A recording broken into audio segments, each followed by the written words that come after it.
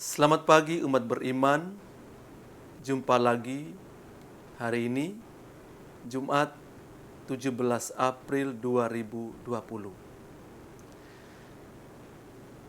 Saudara-saudari yang terkasih,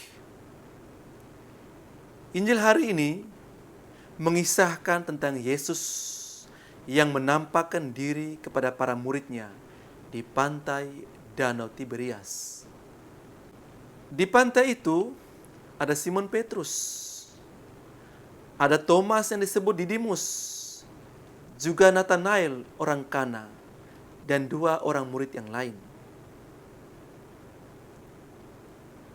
Ketika Yesus ada di antara mereka, mereka tidak mengenalnya. Yesus bertanya kepada mereka, "Apakah kamu memiliki lauk?" Mereka mengatakan, "Kami tidak punya lauk." Lalu Yesus berkata, "Tebarkanlah jalamu di sebelah kanan perahu, dan kamu akan memperoleh." Mereka mengikuti perintah dan arahan, maka mereka mendapatkan apa yang mereka butuhkan, ikan yang berlimpah. Tahulah mereka bahwa itu Tuhan. Ketika mereka sampai di darat, mereka melihat api arang dan di atasnya ada ikan dan roti. Yesus berkata kepada mereka, "Marilah dan sarapanlah." Umat beriman yang terkasih, yang paling berkesan bagi saya dari kisah penampakan itu adalah ketika Yesus berkata, "Tebarkanlah jalamu di sebelah kanan perahu, maka kamu akan memperoleh." Ada perintah, ada arahan, dan ada kepastian. Tuhan tidak sekedar memberikan perintah. Dia tetap membimbing, mengarahkan orang yang diperintah agar tidak salah arah dan salah sasaran. Dan dia sungguh tahu akan hasil yang akan diperoleh, karena sesungguhnya dialah yang telah menyiapkan hasilnya. Dalam Tuhan ada kepastian. Oleh karena para murid mengikuti perintah dan arahannya, maka mereka memperoleh apa yang mereka cari, ikan dalam jumlah yang berlimpah ruah. Umat beriman yang terkasih, dalam diri kita ada jala yang telah Tuhan berikan untuk menangkap jiwa-jiwa.